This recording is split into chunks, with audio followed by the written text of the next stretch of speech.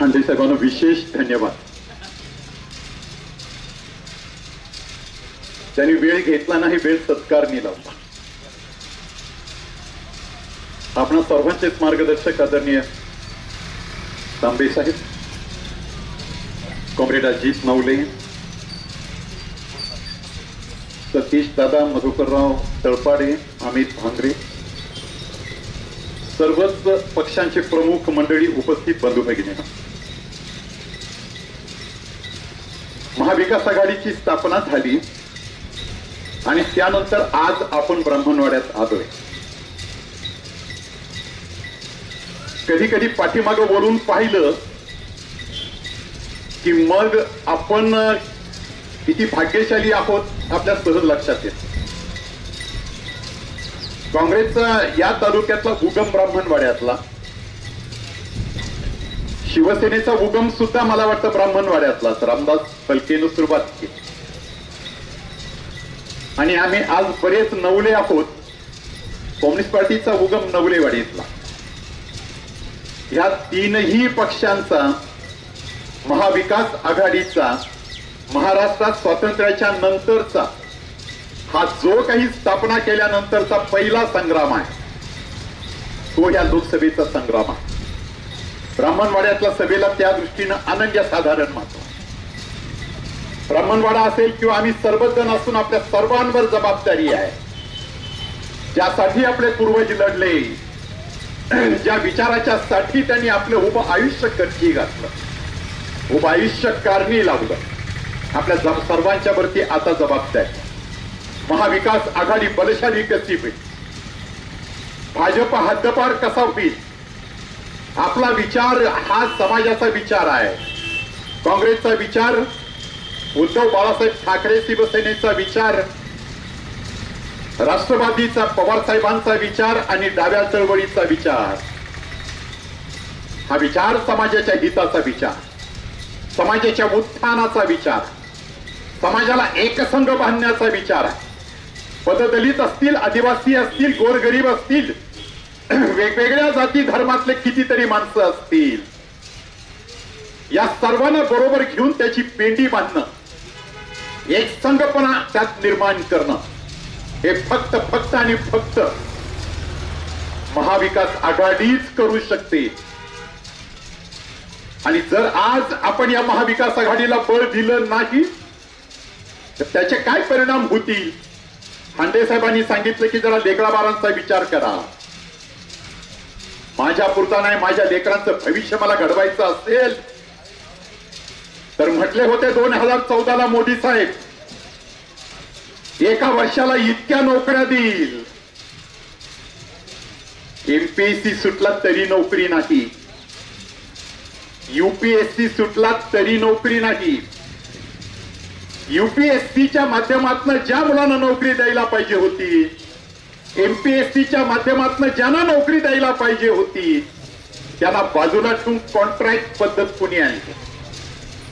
आपल्या जवळच्या बगलबच्च्यांना सरकारी नोकरीत कुणी सामावून घेतलं.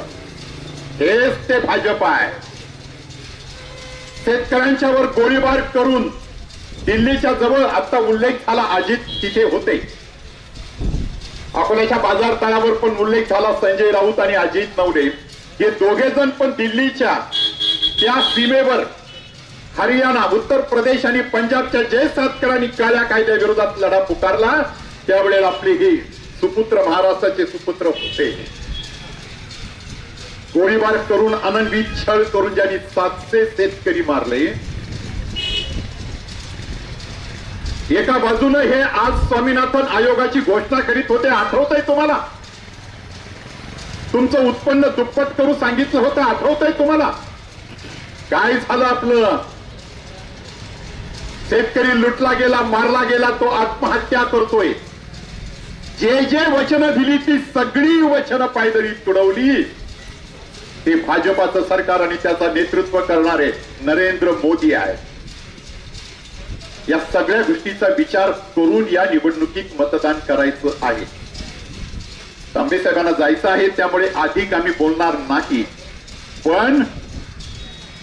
पण जर आता चुकलात तर मत मात्र क्षम्य नाही. यानंतरचं भविष्य किती विदारक राहील, किती वाईट राहील. आपण सर्वजण दूरदृष्टीचे लोक आहात. आपला प्रपंच करता करता माझा प्रपंच सावरेल कसा, माझी लेकरं बाळ कशी काय सावलीत राहतील, याचा विचार करणारे आपण कुटुंब प्रमुख आहोत. आमची माय माऊली दररोज राबते. पहाटे उठल्यापासून दुधापासून गोठ्यातलं सगळं काम करून त्या माय, आपली माय गाय कशी जवळ करते हे भाजपानं सांगण्याची गरज नाही. आम्हाला गाय पण कळते आणि आम्हाला माय पण कळते. आज तीच गाय, तीच माय जर वाचवायची असेल तर दुधाचा दर किती खाली गेला आहे. ब्राह्मणवाड्यात मी सांगत होतं आपल्याला समजतंय सगळं. एकूण एक गोष्टीचा तुम्हाला अंदाज आहे, त्यामुळे मी त्या अधिक तपशिलात जाणार नाही. परिवर्तनाची हीच वेळ. परिवर्तनासाठी सिद्ध व्हा, सत्तांतरणासाठी सिद्ध व्हा. आपला प्रपंच वाचवा, आपला लेकरं बाळ वाचवा आणि आपलं भविष्य आपल्या हातानं आपण समृद्ध करा. यासाठीची ही निवडणूक आहे. मी आता नुकतीच या ठिकाणून जगदंबेचं पायी अशा प्रकारची मिरवणूक गेली, तोही उल्लेख आपण केला पाहिजे. खांडे साहेबांनी थोडासा केला. याच जगदंबेच्या चरणी आई जिजाऊनी त्यावेळेला नाथांच्या भजनानं प्रार्थना केली होती. आठवतंय का तुम्हाला? ते नाथांचं भजन होतं, बये बये दार उघड, दार उघड बये दार उघड. तेव्हा स्वराज्य स्थापन झालं. त्या बयेचं दर्शन आपण सर्वांनी घेतलंय. आपल्या सगळ्यांना तोच संदेश आहे आणि समारोपाला फक्त एकच सांगतो, ब्राह्मणवाडा आणि शरद पवार साहेबांचं नातं काही मी सांगावं असं नाही. पवार साहेबांचं नाव न घेता जे बोलले काय आपल्या मनाला लागतंय की नाही. यांचा आत्मा भटकतोय. प्रभू रामचंद्रांचं नाव घेता, प्रभू रामांच्या नावानं राजकारण करू पाहता. अरे प्रभू रामचंद्र तर आमच्या अंतःकरणात आहे. आमचा आत्मा हाच राम आहे आणि म्हणून आमच्या शेतकऱ्याच्या कुटुंबातले मुलं आत्माराम या नावाने ओळखले जातात. अरे आत्म्याचा आणि रामाचा संबंध काय हे जर तुम्हाला कळत नसेल तर शेतकऱ्यांचा जाणता राजा म्हणून ज्या शरद पवारांचा उल्लेख होतो त्यांच्या फटकत्या आत्म्याचा उल्लेख करतायत. शेतकरी मारले गेले, त्यांच्या आत्म्याचा विचार करता येत नाही. त्यांचा आत्मा आपल्या लेकरा बाळांच्यासाठी तडफडत असेल हे जाणवत नाही. तेव्हा राम, आत्मा, सगळ्याच गोष्टींचा विचार करून ह्या निवडणुकीत मतदान करायचं. आपल्या सर्वांना फार आग्रहानं विनंती करील की या तालुक्यामध्ये राजकारणाला दिशा देणारे जे लोक आहेत त्यात हा ब्राह्मणवाडा आणि हा विभाग आहे. परिवर्तनाची ही लाट आहे. महाविकास आघाडीच्या उमेदवाराला भाऊसाहेब वाकचौरे साहेबांना मशाल या चित्रावर बटन दाबून मतदान करा आणि अकोले तालुक्याचं सामर्थ्य मागच्या 5 वर्षासारखं दाखवून द्या. 5 वर्षापूर्वी कांबळेंना काँग्रेसच्या उमेदवाराला 32,000चं लीड देणारा हाच तालुका होता. ती लीड आणि ह्या तालुक्याची ती ओळख परत एकदा दाखवून द्या एवढीच विनंती करून थांबतो. धन्यवाद. याच्यानंतर